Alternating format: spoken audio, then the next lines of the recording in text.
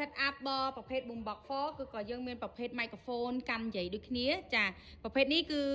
ខុសពីប្រភេទ AI មួយទៀតគឺ AI មួយទៀតទូចចា mini តែនេះគឺប្រភេទ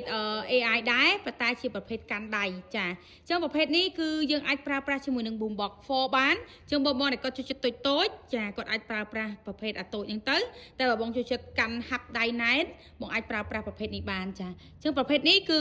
set up របស់វាគឺបងទិញធុងបាសបូកជាមួយនឹង microphone បងចាយអស់តែ500ជាងទេចាក្នុងមួយឈុតរបស់វាបងចាយអស់$568ក្នុងមួយឈុតណាបងចាអញ្ចឹងហើយម៉ៃវាគឺ Eco វារលកនេះខ្ញុំ tester ជូន1 2 3ចាអញ្ចឹងទាំងគុណភាពម៉ៃ original របស់ JBL ហើយធុងបាសក៏ជា original របស់ JBL ដែរហើយម៉ៃយើងមានការ warranty រយៈពេល6ខែហើយធុងបាសយើង warranty រយៈពេល1ឆ្នាំពេញចាអញ្ចឹងប្រភេទម៉ៃនេះបងដែលគាត់ត្រូវការគឺអាចតំណែងមកហាង PSO យោបានចាហាង PSO យោបានហើយ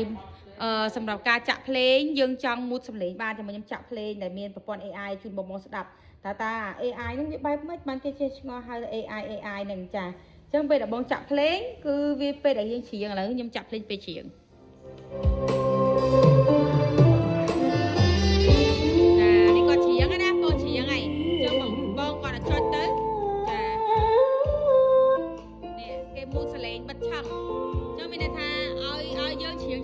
ម្ដងចាអញ្ចឹងយើងចង់ឲ្យដើមវិញយើងគាត់ចេញ2ដង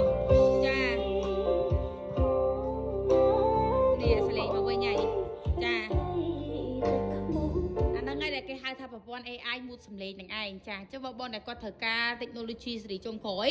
គឺអាចមកហាង PSO យកបានមានទាំងប្រភេទម៉ៃមានទាំងប្រភេទធុងបាសចាស៊េរីក្រោយទាំងអស់ boombox គឺស៊េរី version ចុងក្រោយគេ boombox 4ដែលមានតម្លៃ$375ហើយ microphone មានតម្លៃ$199តែបើបងទិញ set up ចេះបងចាយអស់តែ$568ទេគឺយើងចំណេញទៅលើការ discount បន្ថែមមួយតង់ទៀតចាអញ្ចឹងបងដែលគាត់ត្រូវការអាចតំណតំណងតាមលេខទូរស័ព្ទ097 885 2170និងលេខមួយខ្សែទៀត098 899 993ចាអញ្ចឹងសម្រាប់ឈុតនេះគឺមានការ warranty ត្រឹមត្រូវការធានាត្រឹមត្រូវចេញពីក្រុមហ៊ុនតែម្ដងអញ្ចឹងនៅក្នុង set up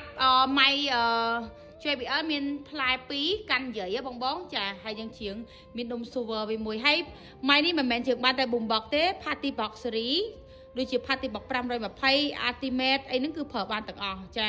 គឺប្រើបានវាមាន eco នៅលើផ្លែដូចគ្នាចាយកទៅ meeting ប្រជុំក៏បានយកទៅជាង karaoke ក៏បានចឹងបងតែគាត់ត្រូវការអាចតំណងមក page បានអរគុណជួបគ្នាក្នុងវីដេអូក្រោយទៀត